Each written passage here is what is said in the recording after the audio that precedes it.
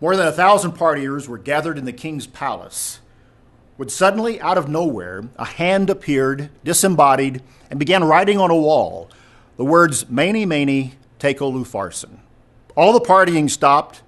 Everyone wondered what it meant. The king was scared, but no one could understand what those words meant. It's a familiar story. It's told in the book of Daniel, chapter 5, beginning in verse 1.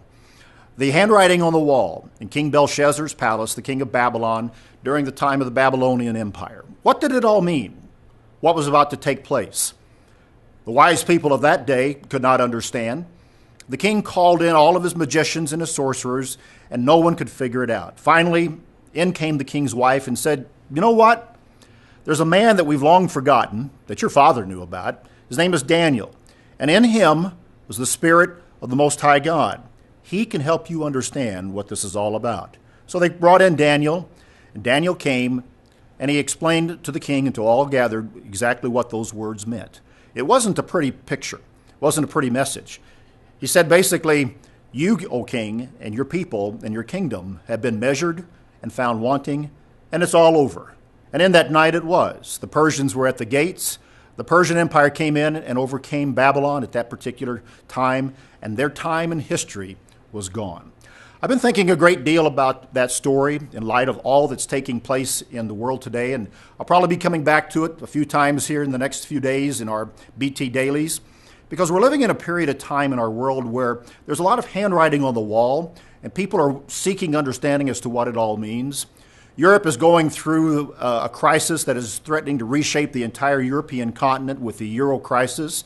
America has an outstanding deficit problem that seems to be unsolvable. The wise men of the United States cannot come together to create a plausible package to solve our problems. We look at the Middle East, and particularly in Egypt, and we see there that in the streets and among the people of Egypt, the Mideast and that particular area seems to be tearing itself apart. And we could go on from there, but you get the point. Is the handwriting on the wall for our nations? Where are the wise men? And more importantly, what does it mean for you? What does it mean for me? How do we understand these times? Well, the question really comes down to whether or not we'll be like Daniel or we'll be like that old King Belshazzar. Will we be scared, uncertain, continue to repeat the mistakes that have been made and go into oblivion? Or will we, like Daniel, have the Spirit of the Most High God, an excellent Spirit in us, guiding us to understanding of the times, discerning us to proper action in this particular period in history? The question is before us, and the decision is yours and mine to make. It could be one of the most important ones that we will make in our lives.